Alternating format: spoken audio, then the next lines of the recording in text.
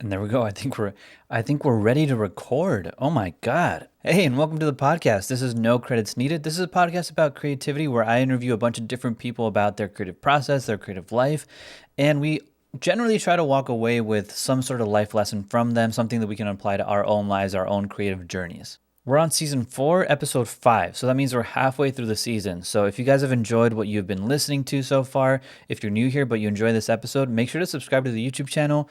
Subscribe to us on Apple Podcasts, Spotify, wherever you listen to us. Just subscribe to the feed so you can get the new episodes coming up. Last week, I gave you guys a little bit of an update on like where I am creatively. I told you guys that I was working on a short film with a few of my friends.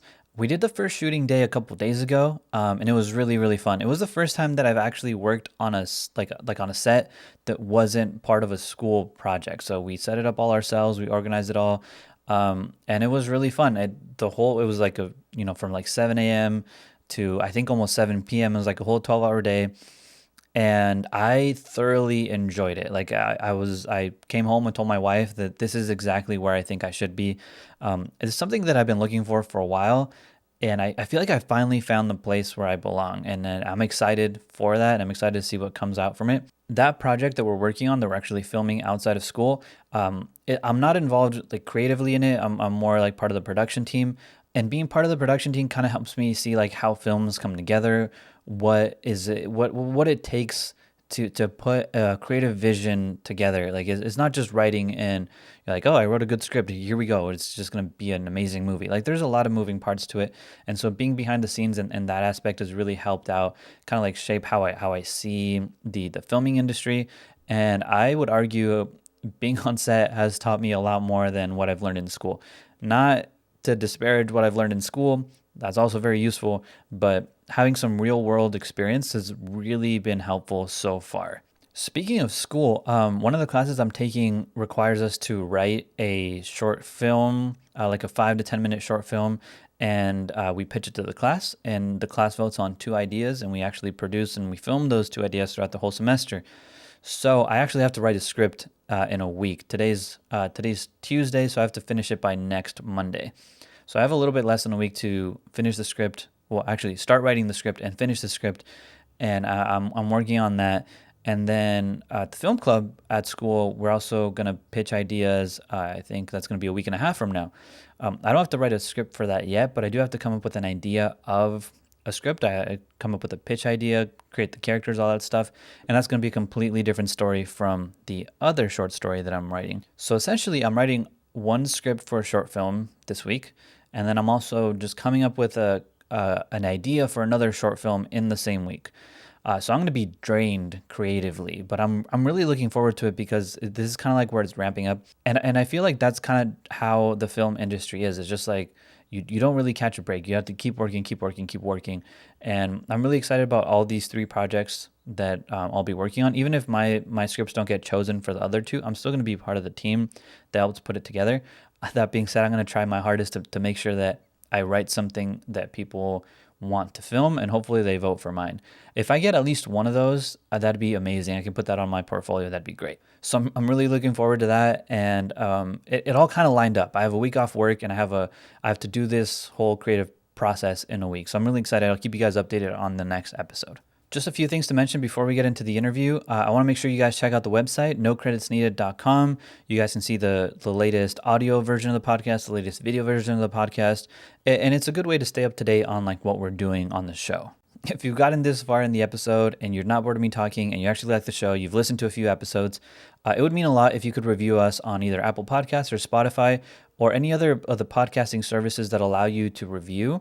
If you could just pause it, actually don't pause it. Just go in, just open your app where you're listening to the podcast and just review us. It helps us out a lot. And I'm trying to get those reviews up. We do have the listens, but we don't have as many reviews. So if we could get that'd be greatly appreciated. All right, cool. I'm done plugging myself. I'm done plugging the website. I'm done plugging the reviews.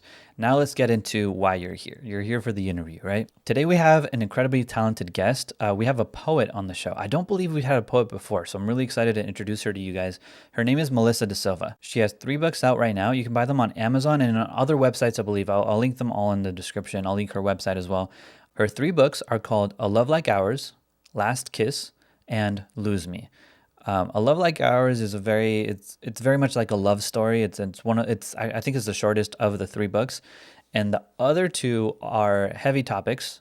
Um, let's see. A Last Kiss is about loss. It's about death. It's about heartbreak, and Lose Me is about relationships and about how hard and difficult relationships can be sometimes, especially when you're with someone that um, can be a little bit toxic. So because of the nature of the topics of her books, this episode can get a little heavy at times, but we talk about it in a very lighthearted way, I would say. Like we talk about these tough topics and how these topics have affected her and have affected her writing and her creativity.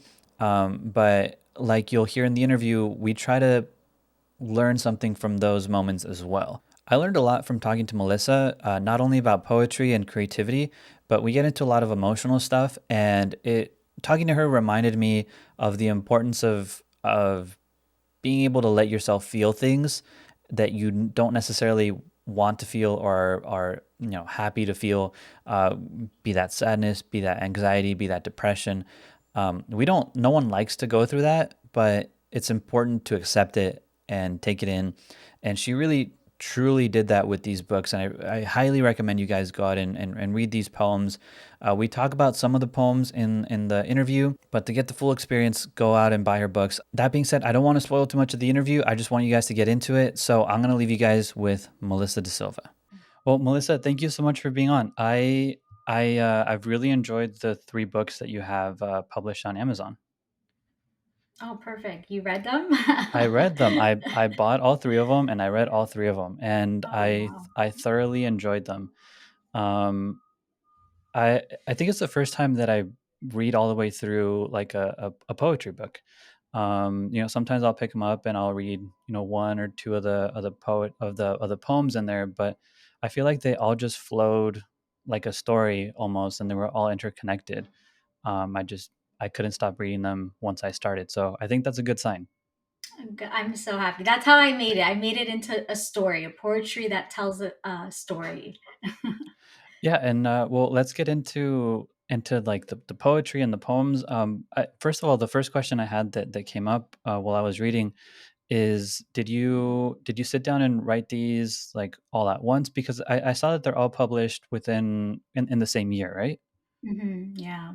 So did you write all of this in like a year and then put it out on like three separate books, or did you have them before and kind of put them into different collections? I've been writing since I was 18.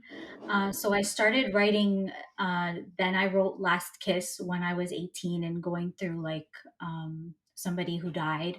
And then, so like I would say it was a 10-year process. But then when I was writing it, I wrote the ending because it kind of, I had to finish it off. And I felt differently about it when I wrote it at the end of it. So it was kind of, I would say, a 10-year process that I kind of put together to form the story. Okay, that's interesting. So, 10 years that you've been, from start to publishing. Like when you were 18 and you were writing these, like we'll get into what the books are about. But it's something like really personal, something really painful. Did you ever intend to publish these, like, or were you were writing them for yourself, and then it came to a point where you're like, I feel like it's time to like put them out there. And when I was writing it, it was more like therapy for me to kind of like put it down to paper. It helped a lot during the time. Uh, I did not know I was going to publish a book, and to this day, I don't know what inspired me to publish it. I was just literally woke up one day. I was like, you know, it's a good idea. Let's just publish. Well, because I was reading it and I was like, that's a Last Kiss, yeah. I read them I don't know if you have them in a specific order, but the order in which I read them was A Love Like Ours, Last Kiss, and then Lose Me. And for some reason, it made sense to me that that was the order. I don't know if that's what you intended or if there is an order to them. But when I was reading Last Kiss, I was like, this is something like super personal, and it's like incredible that it's even that that it's out there. And I think I don't know who, like, how can I say this? I feel like it'll definitely help people that are going through something similar to read what you went through and to read, because it's like it's raw emotion, and it's like you said, I'm sure you wrote it like as therapy, and it's crazy that you wrote it and then someday, like you said, you just woke up and you're like, it's time to put it out there. Yeah, it is. It's very personal, and I don't know. I think we can always relate through pain. You know what I'm saying? Hmm. Like, yeah, the good times, of course, we're gonna relate, but if you relate through pain, it's a different kind of, connection there. I feel like, and I think a lot of people can relate to it, to heartbreak, to losing somebody forever. Yeah. Yeah, something I noticed was that a love like ours is more like a love story, like a first love kind of story, Mhm. um, and it's the shorter one. And I feel like the tougher the conversations got, the more emotions were flowing out, and I feel like that's a lot of times what is needed to do, like in either like in therapy or in writing or in art. I feel like a lot of the times I don't think I'd call it inspiration, but it's definitely you just have so much in you that you just want to get it out there. Was that the experience that you had? Because that's what I noticed. Like the heavier the topics were, the more writing was behind it. Yeah, I don't know. I would just start writing in like while I was going through it, and it would just sound good. So I'm like, you know what? Let me just write it down, and Hmm. it helped. And yeah, like I don't know, it just formed a story at the end. So, Hmm. and then I kind of put it together and divided them by. I wanted to show this. It's like kind of like inspired by different people as well. Yeah. Yeah. So.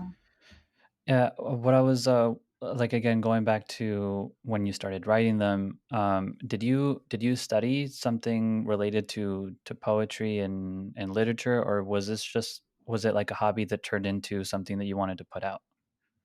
No, I went to school for business. So I Oh, didn't go to okay. school anything related to writing. And Hmm. honestly, I never thought if you told me when I was 18 that I was going to publish a book, I would think you were crazy. I was like, that's not going to happen. But then I had like I literally had this big box filled with stuff. And I Hmm. was like, you know what? Like I should really like do something with it.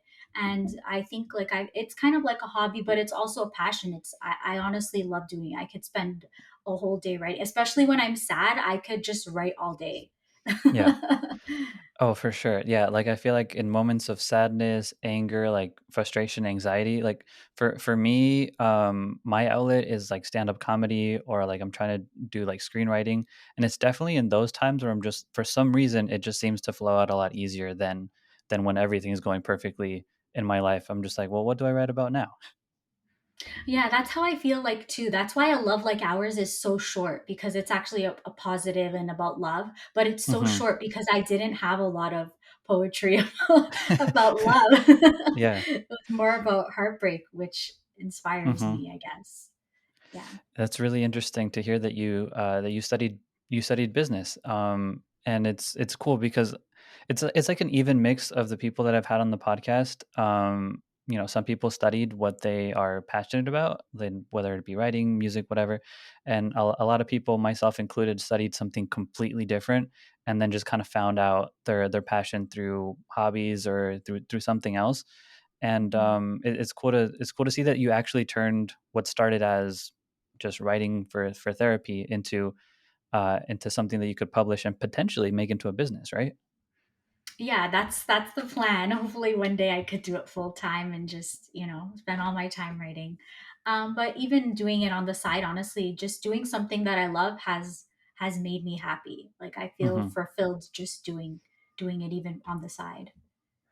What do you do for a living? Like, what do you do? Do you use your business degree like in another sense? I'm a human resources specialist, so I work in like human Okay, resources and like yeah. So it's got it. not they're very different. I love it. Like for me, a little bit of background for me, like I studied physics and then got into stand up comedy, and then I'm back to school for screenwriting. So I'm all over the place. So I'm all for people, trying a bunch of different things, and until you find the specific thing that you want to, either spend the rest of your life doing or spend a significant chunk of your life doing. So it's cool that you found it. Yeah, I agree. I think like you can build on stuff, and like, things get you to where you need to be when you learn different things. I'm very much like, I dabble in so many things, like, but essentially I'm like more on the creative side. Anything I can do creative, like, I'm happy, like crafting or Hmm. interior decorating, like anything creative, I'm on it. In that case, like I'm curious because I know the answer for me, but I feel like for a lot of people it's different. If like I knew that I was a more of a creative person, but I think I went for like the more pragmatic way of studying to study something like an engineering or a science. Um, and I feel like I went the safe route in my case. Mhm. Um, if you knew that you liked writing so much and you were more on the creative side, was there anything that was stopping you from pursuing that, like in a college level? You know what? I was never uh, like in school, I was never that kid that was like good at anything. You know what I'm saying? Like, I never got Hmm. A's. I'm not gonna lie. I was like a C student. Okay. Okay. So like I never got an A or like even a B. So I was like, oh, maybe this isn't for me, like writing and math or school. Hmm. Um, so it's never something that I like actually considered, right? Because they don't have like art classes or like things like that. Things actually in high school, I did take a lot Yeah. of like arts and stuff like that, but never Hmm. like a writing. I never could like consider that. Yeah. Um, yeah. You went to. I know you're in Canada now, right? Yeah, Toronto. Whole life in Canada. Yes. So I don't know how it is there. I did my high school in Mexico, and it was like all just practical stuff because that's what gets you into college is doing a technical degree like learning how to solder wires or learning how to be a scientist or this or that. Nothing related to well, as far as I knew, like theater or writing or anything like that. I didn't really discover that until I moved here. Mhm. So I feel like high school should probably have a little bit more of that, don't you think? Like to let kids kind of experiment with that. Yeah, I agree. They just have such generic courses, and like like they don't have like entrepreneurship, like things like that, like Uh-huh. things you should Yeah. actually learn to discover what you like, or like, Yeah. you know what I'm saying? Like, it's so restricted that you don't even figure it out, because I'm not good. I can't write a novel, but like I can write small poetry, and so, it sucks that Uh, school's like that. it sucks too. Yeah, no, I was just going back to being all over the place. I was a middle school teacher for a while and sometimes you see kids that clearly this isn't their like whatever you're teaching them isn't their thing. Like you see the kid in the back like drumming, and you're like, oh, I feel like this guy might be a musician, but we don't have classes for that here, and I don't know what to do with you. And I feel like a lot of kids kind of get lost in that. But at the same time, like you were writing when you were 18, I feel like was there someone in your life that maybe read your poems and kind of gave you that push to say like, oh, you should put it out there, or was it just you like over time gaining that confidence to say I'm good at this, I'm good at writing poems, people should see it? I think when I started doing it is more when I went into like self discovery and like self help and like following your passion. I think once I started to figure out who I was, I think Hmm. that side of me kind of came out. And I was like, you know what? Like I knew I wanted to do something by myself. And I did start, like, I've started like a party planning business, but I was like, that's not it. So I feel like writing it was the best thing because I could do it by myself. Mm. And yeah, once I figured out who I was, I think it was just something that came naturally to me, and then I put all my books into one, all my poetry into one book, and I was going to publish it like that. But then I was Hmm. like, oh, it tells different stories. It doesn't make sense altogether. So that's Yeah. why I divided them. Yeah, no, you're right because the three stand alone separately and they have their own theme to them, and I'm glad you did that. And um it's cool that you got to the point where you felt like you were ready to put them out. Something that stood out to me is you said that you did it over the course of 10 years, and some of those you had to go back and you said you filled in the endings on some parts or maybe added things here and there, right? Mhm. How was it going back in time, almost like going back to your writing and putting yourself in that position, whether it be in the first love position or in the feeling of loss or self-help? was it hard to go back to that moment to like put yourself in those shoes? It was hard to do it for Last Kiss because I was young when I lost that person. So I was Mm-hmm. like 21. So to finish that book, I did have to kind of mentally go back. So I would do it by like listening to songs or things that reminded me of that moment. Mm-hmm. Lose Me, that was like about a my last relationship, which was like 7 years. So that was like the Mm. course of 7 years I wrote it. But when I published it, I wasn't in the relationship anymore. So I had to write it more. I already had everything. I just had to write the ending, which I try to leave it like a little positive, Mm-hmm. like what I learned. I like to leave it with what I learned about it, and Yeah. hopefully it'll help people. I don't know. That is definitely something that like stood out to me. I screenshotted. There were so many that I enjoyed. I screenshotted a few of them, but one of the last poems from Lose Me really stood out to me because, like you said, you ended it on a somewhat positive note where you can kind of take away from any experience. So whether if it's positive or negative, and I feel like the negative experiences sometimes leave you with even more life learning.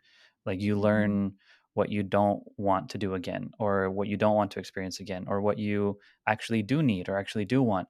And I thought that throughout the whole story, like you have the arc, you can clearly see the change in mentality from beginning to end.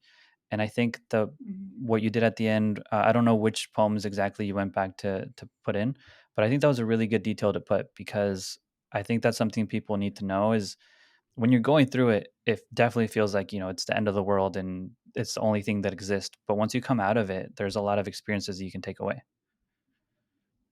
Yeah, exactly. And I wanted to put my lessons in there because, you're right. When you're going through it, it feels like a terror, but Yeah. like there is a light at the tunnel. And, I honestly learned a lot through all, you're right. Like all the hard situations, I learned the most in.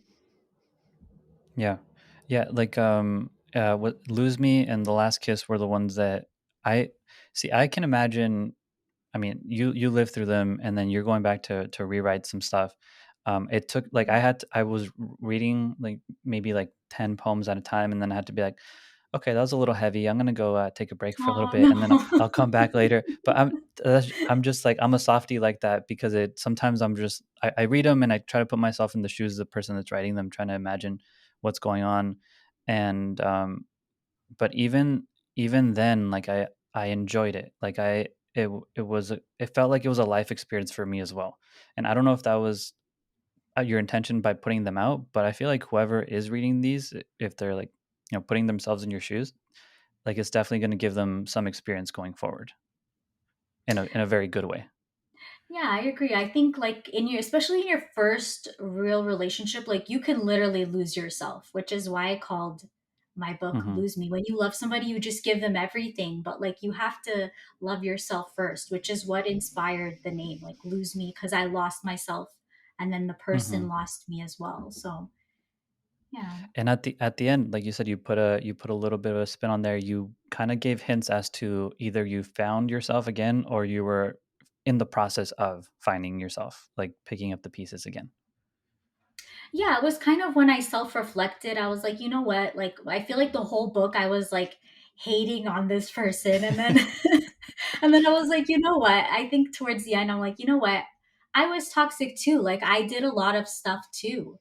And, if I put myself in the situation and I had control over it. So it was kind of my way of taking like the power back and not being so angry as well. Yeah, and I definitely saw that over the course of the book because I feel like it happens in any scenario, if whether or not you're in a toxic relationship or any type of relation. Like I think your relationship specifically is like a romantic relationship, but I was also seeing this like you could have a toxic relationship with your parents or with a sibling or with someone that's close to you but not romantically. And a Mhm. lot of the times you like we're so everyone just tends to be like really like self I don't know if self-absorbed is the right word, but we tend to be like, well, if only that person could be a little bit different or if they could meet my needs or what I want.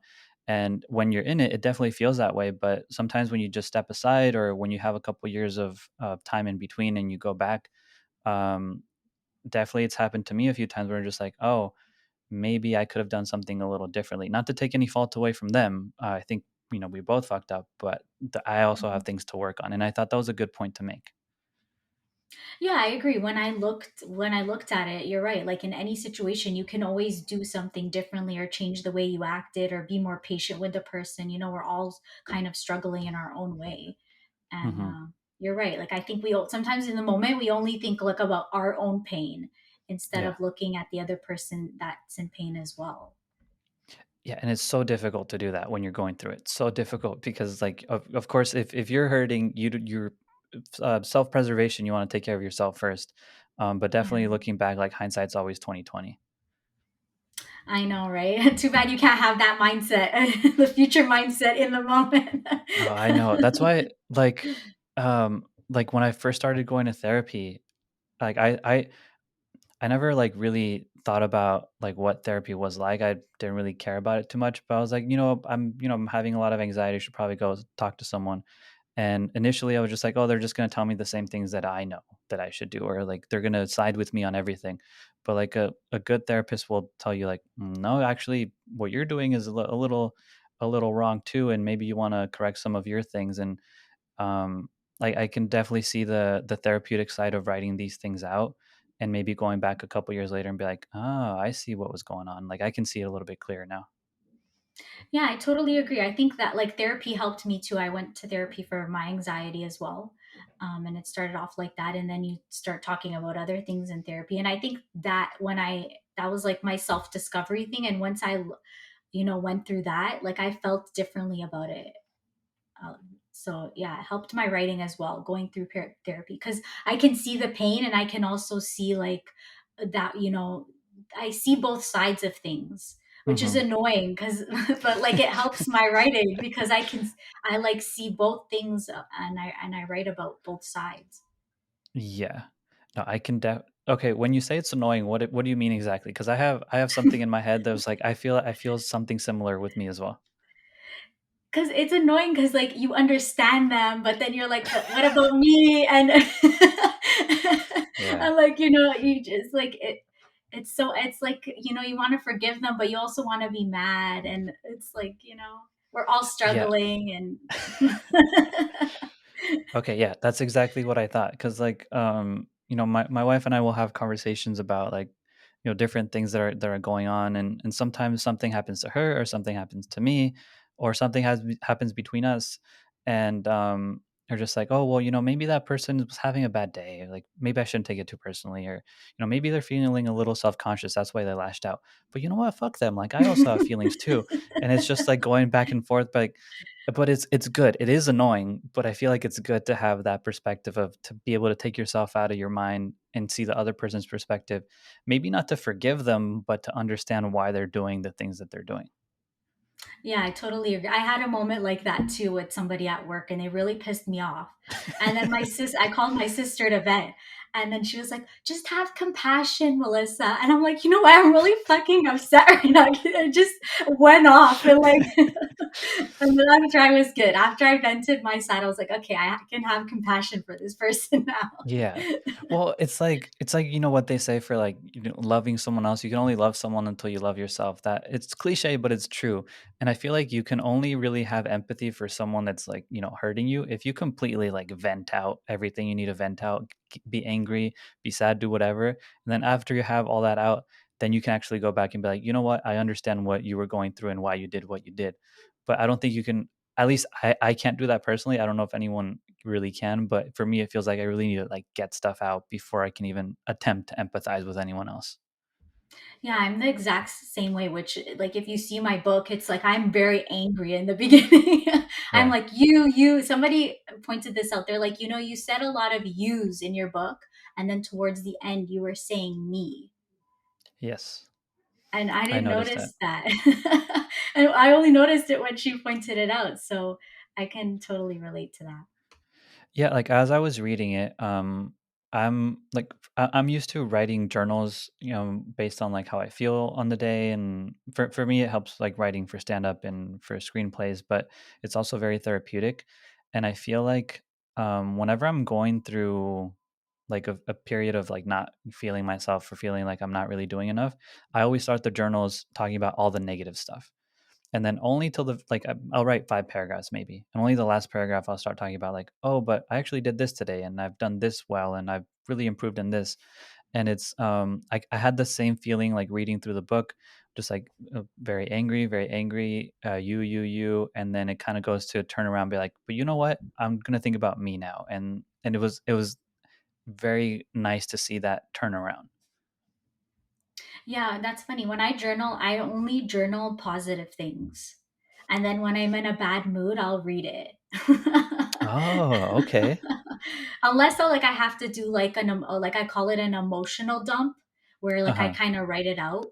But I haven't done one of those in a while, knock on wood. Ah, okay. You know what? I might have to try that because, like, for me, I just journal whatever comes out first. And it's interesting to go back and read it maybe the next day and be like, oh, I didn't realize yesterday I was feeling so optimistic or so pessimistic. Or um, Mhm. I might have to keep a little separate section in the journal for read when you are feeling down and just go back to it every once in a while. Yeah, when I'm down, I'll write like I'll give myself a pep talk in this in my journal. I'll be like, "You're Hmm. doing great. Don't worry. Everything's gonna be fine." Kind of, tell myself what I need to hear. Yeah. That's really interesting, and I feel like I might actually apply that to my journal. That's okay, and that's a really good idea. That's cool to hear. Um, and I just wanted to we've been talking about lose me this whole time. The last one, which is the longest one. One and again, if you don't feel comfortable getting into this, you can say pass. But the one that hit me the hardest was Last Kiss, and that's the one you said was the hardest for you to go back to. Hmm. It reminded me of something that happened to one of my family members. My mom actually lost her boyfriend when she was like around like 20, and she tells us that story all the time. And when I was reading this, I was reading it from her perspective, and I feel like that's why it kind of hit me a little bit harder. Hmm. And there's that, I think you talk about death and you talk about being afraid of it, and that's honestly one of the biggest things that I go to therapy for is death anxiety. And you talk about, being afraid of it, and that's the one that I had to like pause a little bit and be like, okay, take a deep breath. All right, we can get back Oh. into it. But at the same time, it was very therapeutic because it felt it felt nice in a way to see that, like, oh, you know people handle this differently, everyone handles it differently. To see how you were going through your stages of grief, I can't imagine how hard that moment must have been, and then on top of that have to go back and create the ending for that as well.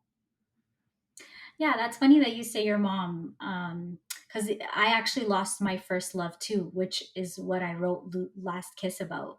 Was Hmm. losing my first boyfriend. We were like high school sweethearts, and yeah, it was hard, but I wanted to finish it. Like I really wanted to publish it. I think it had a lot of good poetry in it, and then to take away the lesson from it too was kind of hard because I was like, what did I take away from like losing somebody, right? But it's I think grieving is like the worst thing for me. I think it's the very worst thing you could go through because like nothing can change it. Like there's nothing. Like if your ex it breaks up with you, like at least he's still out there. Yeah. But when somebody dies like that, it's so permanent. It's so shit. Hmm. It's shit. That's that's all it is. Thank God, like someone else is saying that too, because I agree with. I mean, I think everyone feels this way, but it's just a lot. It's hard to talk about it. I found the poem that kind of got to me. I think it was one of the last ones. Praying that I don't lose anyone else, I wouldn't survive that kind of pain. Living in fear of death, death is inevitable, and that is exactly what I'm afraid of. And the thing is, like you talk about how that was the first person that kind of like made death real. I think we all have that Mhm. experience in our lives where we kind of go on living our life like nothing's ever going to happen, and then we have that first person, whether that be a boyfriend, girlfriend, or it could be grandparents. We all have that first experience, and it kind of like wakes you up to like a different possibility of what is going to happen. And the scary thing is that I mean, you do get into it, and your book is that it will, like, it's going to happen to all of us eventually, and it's such a scary thing, and it's also, like you said, such a shit thing that we all have to go through. Yeah, exactly. Yeah. I don't know. It was so sad to write. I can imagine. Yeah. But I think it's one of my favorites. I actually wasn't going to publish that one because I didn't like the way it sounded. But then I was like some days when I read it back, I'm like, okay, I like it. Some days I read it back and I don't like it. Hmm. But I think that everyone can relate. And you're right. When like the first one hits you, it's like, man, death, like people die, like it's Yeah. so like Yeah. like you Oof. could lose somebody, so like you just have to appreciate them. Like I've learned that taught me to really just appreciate everybody in my life, especially when I'm upset with them. Like if they were gone Mm, tomorrow, would you be upset at that thing, or would you still be mad at them? I yeah. just really think about it like that, and I'm just really grateful for all the people that are there. Yeah, I know. I agree with that. Like for me, my death anxiety is more about, like, it's very like self-centered, and just being afraid that it'll happen to me. Hopefully it doesn't. Hopefully I'm like the first person that doesn't happen to. But like it I've been learning to take lessons away from that fear as well, like trying to like live my life to the fullest that I can.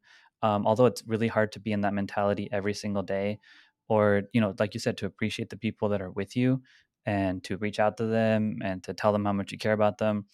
But again, all that is really hard to do 100% of the time. We can't we can't avoid the fact that, sometimes we're just not fully present in the moment. But that book definitely brought me back to the moment, and like I said, I'm glad for every single one of these. I feel like I did walk away with a little nugget of wisdom, and I don't know if that was your intention, but that's definitely what stood out to me. Well, I'm happy that you did take away stuff from it. I think everyone kind of takes away something different, which I actually love to hear what people take Yeah. away from it, or like what they can relate to as well.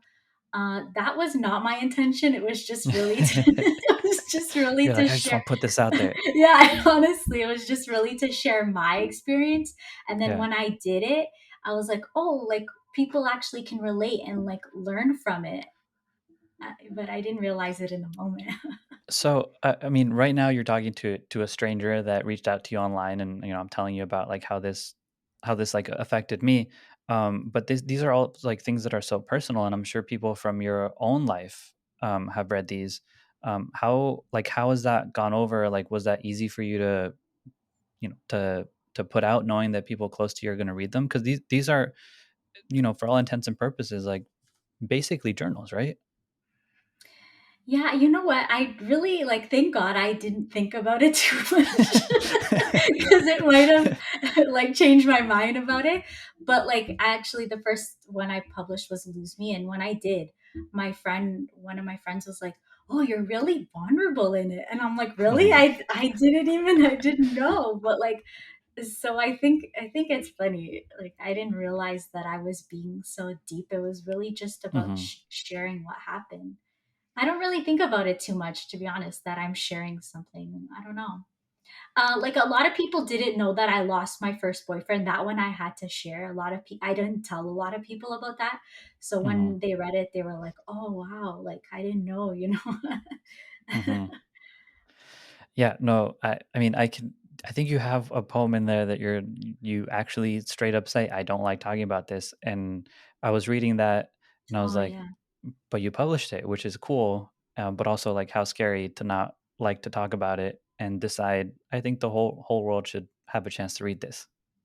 Yeah, that poem was about because like people that know you are like, "Oh, how are you doing?" Like, "How are you doing?" Mhm. And like I could see the sadness in their eyes, and I just got so Yeah. tired of it.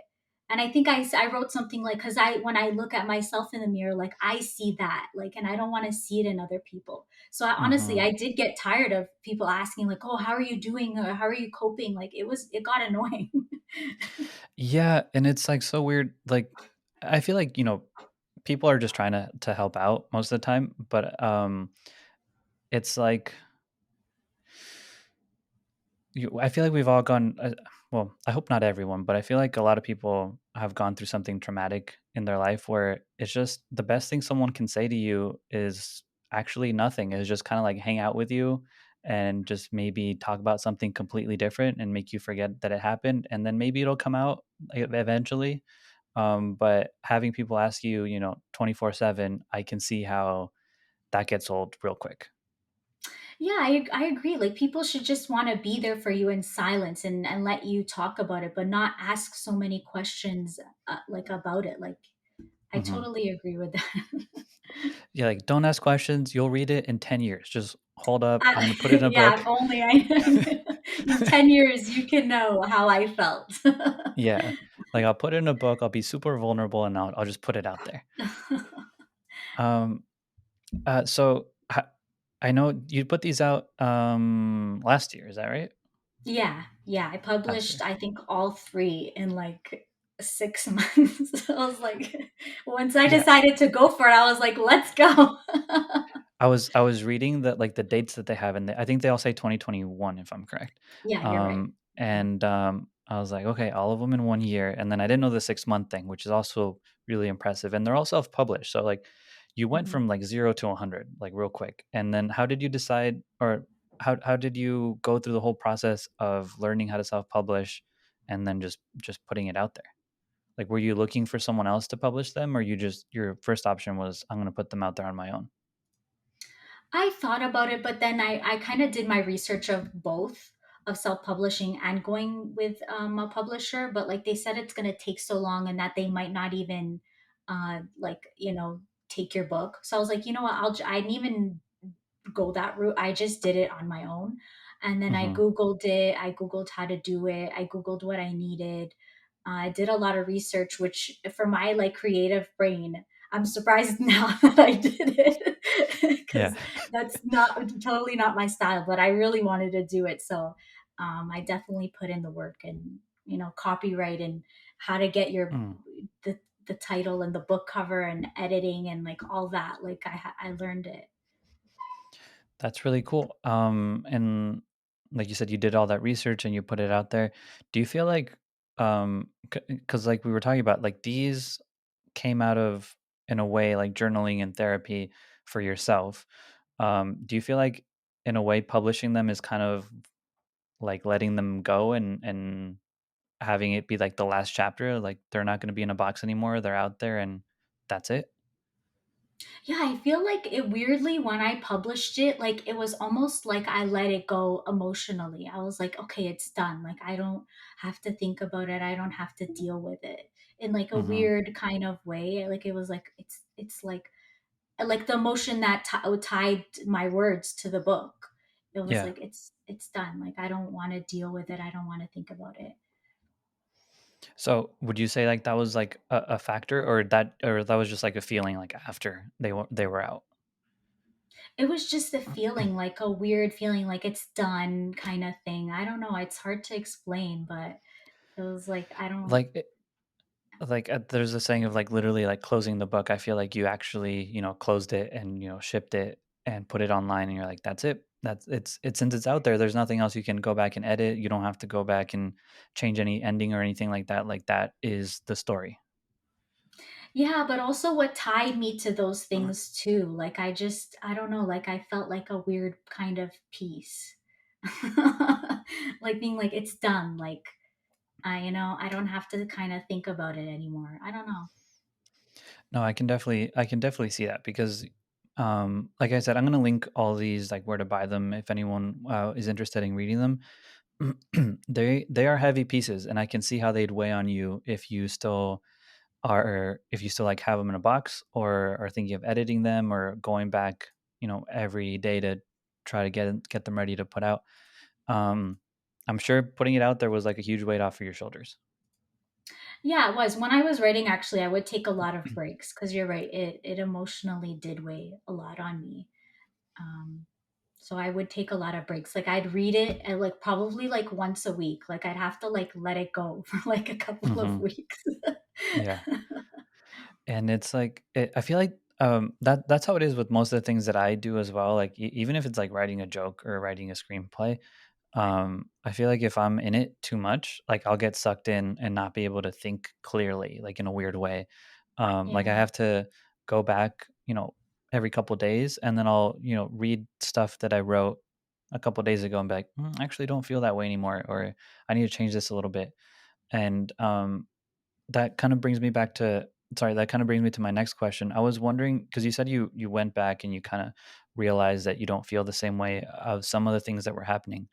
Did you ever change a poem directly, or you just decided to add another poem to kind of show how you feel now?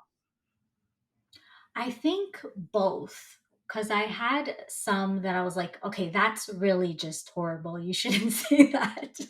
So I had to like eliminate it completely. Or like sometimes I would edit a word or finish an ending, or maybe I didn't like the way it sounded. So I would change it.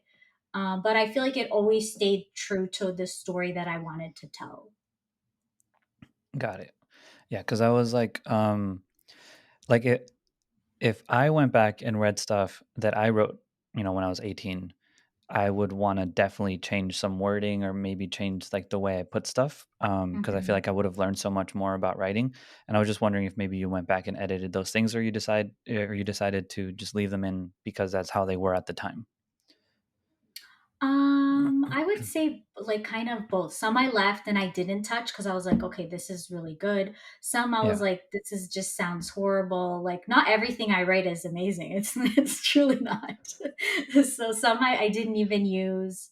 And then yeah, it was basically like what kind of story did I want to tell, like as well, right? While yeah. remaining true to what happened and how I truly felt. And so now that these books are out, have they been out for more than a year at this point? Yeah, Lose Me has been out for more than a year. Yeah. So now that they've been out for more than a year, do you have any other poems like in that box that has been collecting these poems that are you gonna put into something else, or you're just kind of taking a break for the time being? No, I'm working on my fourth book, which is about Cool. like dating, and it still has like a part of Lose Me in it too, kind of like things that I finished off, Hmm. because in seeing that person in passing, brings up emotion. So I have a kind Yeah. of snippet of that in the beginning of the book, and just things because I've been dating, so like you're married, but like Yeah. dating could be horrible and really bring out sadness. So it's in that has inspired me a little bit too. So I'm just kind of figuring out, okay, what story do I want to say here with what I wrote? Got it. Okay. So that's a good to hear because I really enjoyed the first three. And it's good to hear that there's something coming along, and it's also good to hear that it's not, at least as of now, not something really traumatic like the last two I read. I hope this next one is going to be a little bit more lighthearted. But again, it's all based on your life, so I wish you the best. I would. It is still a little sad and dramatic. Okay, okay. So I'm sorry to say there's no happy ending in the Oh fourth one. no, but that's life, isn't it? It is. It definitely is, and I still no regrets. No regrets there. I don't know. I get the best of my. For me, the best poetry comes from the sadness, from when I'm Hmm. sad. I don't know those words. Okay, okay. So I have a question for you because like a lot of comedians, there's like a misconception between comedians that's you do your best joke writing when you're like depressed and you're writing jokes because you're trying to bring yourself up, and you have to have a fucked up life to be a comedian, and there's like that like trope. And there are some comedians that will like actually be afraid of putting in the work for self-help and getting their life together and going to therapy and treating their anxiety, those things. Like you just said, like the best writing you do is in sadness or in anxiety. Do you have like a fear like that, like something maybe like similar to what I'm describing, or you're like, fuck it, if there's a day where I'm completely fine, I'm gonna leave poetry aside, or I'm gonna write a different type of poetry? No, it's mostly sadness. When I'm in a good mood, then I journal positive things. That's when I'm writing Uh-huh. in my positive journal. But That's other good. than that, it's like, yeah, sadness. But you know what's funny? When you get help, you could look back on it with a different perspective and like make a joke Yeah. on it. You know what I'm saying? Like I Hmm. joke around all the time about like my family, and I joke like, "Oh, you were in a toxic relationship. You know, you don't know when to stop dating, Yeah. dating the wrong people." And now I laugh because I'm like, it doesn't trigger me. You know?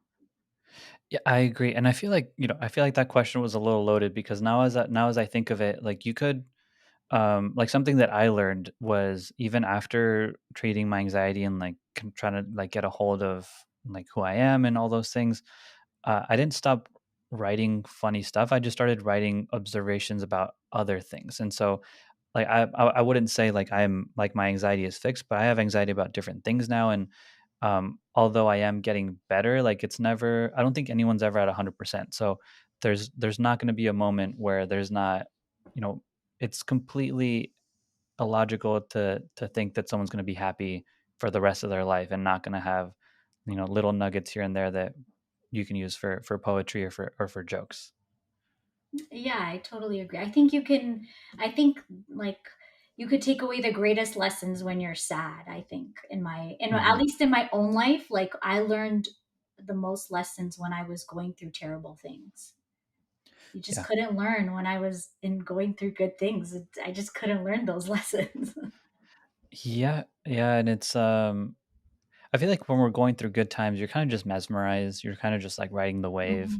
Yeah. You're not really taking you. I mean, you're journaling. You're doing your happy journaling, right? But you're not really like taking notes of like, oh, okay, this is good. Maybe I should keep doing this. Like it's just you're enjoying it, and I feel like that's how I like to enjoy happiness. Is not really to take notes and learn, but I feel like the best way for me to um, it feels weird to say, but in a way, like enjoy the sadness, enjoy like kind of like accept those moments of those down moments is Mhm. to learn and like try to see a a lesson that I can take away. Maybe not a positive side. I feel like that's a little loaded, but definitely a lesson to take away from that moment. Yeah, I agree. Honestly, I get what you're saying because honestly, sometimes I like to be sad too. It sounds so weird, but sometimes I just like Yeah, it. I don't know. It's such maybe because it's like it's something I know. I don't know what it is, but yeah. yeah. Like one of I had a conversation yesterday with one of my cousins. His boyfriend had just broken up with him, and he was feeling a little sad. And like he said that, and I thought it was like so beautiful. He was like, I know it's going to get better, but for now I'm just enjoying my sadness. And I was like, that I had never like put words to it like that, but that is definitely how it feels sometimes. Like I mean, everyone tells you like it's going to get better, it's not forever, and you know it on some level, but at the Mhm. same time you're like, guys, just let me be sad for the time that I need to be sad for, and just let me like be here for a while. Yeah, that's exactly how I feel. I could spend the whole day being sad, and if I'm sad, I think you have to be true to your emotions. If you're sad, Yeah, you can't go out and be pretending to be happy. No, you have to just go through it. I think maybe that's what it is that brings us happiness is like knowing that you have to go through it to get yeah, to the other side, right? I I'm glad somebody completely relates. I don't agree. like telling people that because it sounds like I'm depressed. No, I agree, and it's something that I learned through myself, and then I also learned through like people in my life that struggle with depression. And I feel like at first I would just do the super dumb thing of saying like, "Oh, let's go out, let's try to be happy, let's kind of ignore those feelings." And like I told my therapist what I was doing, and she's like, you should stop that, like that's really toxic of you to do. And I didn't know that I was like, I was just trying to be positive. And then she was like, kind of flipped it around on me, because like what I struggle with is anxiety. She's like, how do you feel when people tell you just calm down, dude, like it's fine, like everything's gonna be good? I was like, okay, understood. I Let get people feel it. like what they want to feel, and then little by little, when they extend their hand and say like I'm ready to be helped, then you can go in and try to do what you can do. But yeah, don't feel ashamed of sharing that. Like I honestly feel like everyone feels that way, but people don't want to say it. I know, I totally agree. But like I've been like, don't you guys like I'm to my mom, like, don't you just want to be sad sometimes? And she's like, no. No, Yeah, Melissa. But I'm like, I don't mind it. It's I it's think just it's an I think it's emotion. I think it's a parents thing because like my parents are the same way, and I feel like no matter how old I get, like I feel like they need to feel like they're putting on like a front for me, like no, I'm your mom, I'm your dad, I got everything down. Yeah, Like I'll tell amazing. them like, do you ever feel like anxious about like money or like where your life is going or anything like that? They're like, no, absolutely not. And I was like, bullshit. I call bullshit. Some at some point in your life, you probably did. Yeah, for I feel like everybody has anxiety, especially now in the world we live in. How could you not have anxiety? Completely like no, 2020 completely fucked me up, but yeah, I feel like everyone got a little taste of what anxiety feels like. Even Yeah. depression, like being at home all the time and just being in bed, like you got a little bit of a taste of what it's like, and I hope that makes people more empathetic. Yeah, I believe that it changed people for the better. I think a lot of people did like self introspection and were like, oh, like this isn't working. I think a lot of like, okay, I know a lot of negative things came up from it, but a lot of positive things I feel like came out of it. I mean, like I self published a book, so Yeah. Yeah, so you're one of the there's been a few people that I've interviewed that said almost the exact same thing that you said, like I just want to be clear, I know 2020 was super bad for a lot of people, but at the same time we all kind of progressed and we kind of became, you had the opportunity to become a better person and look inside, and do the projects that you always wanted to do, and now you actually had time to do yeah, I feel like so many people like started businesses or did their passion or figured it out, or you know what I'm saying. I feel like out of the out of COVID that came out. Yeah, and I feel like that's, people like to talk about like the job numbers and people are quitting their jobs. And I'm just like, yeah, because in the pandemic we realized that we can do other shit and we are good at it. We're good at, starting our own business or publishing our own books or going back to like whatever it is. Like we realized that we're worth a lot more because we had time to just sit down and think. Yeah, exactly. That's totally true. All right, Melissa. Well, we've gotten toward the end of the interview. We're nearing the end here, and I've really enjoyed our conversation. I hope you have too. I want to end on a question that I like to ask all the guests here, and you can apply this question to whatever we've talked about so far today, whether it be loss or heartbreak or poetry. If you could go back and give yourself advice on one of those three things, again, you can choose. What would it be? Keeping in mind that there might be someone listening that it might be really helpful to hear that might actually be going through something similar. If I could go back and tell myself one thing, it would be like focus on you, like figure out who you are, learn to love yourself, learn to put yourself first. I would tell myself that. And I would probably not listen because that's just my person. I would not listen. I'm going to be honest. But I hope somebody out there can take away from it because those things are important. And I think that's the key to everything you want. Like whether it's what are you going to do with your life, relationship, like it could just apply so many places if you just figure that out. If you take the time to figure it out. Awesome, great advice, Melissa. Thank you so much for being on. And I hope to hear from you soon and see when that next book is coming out.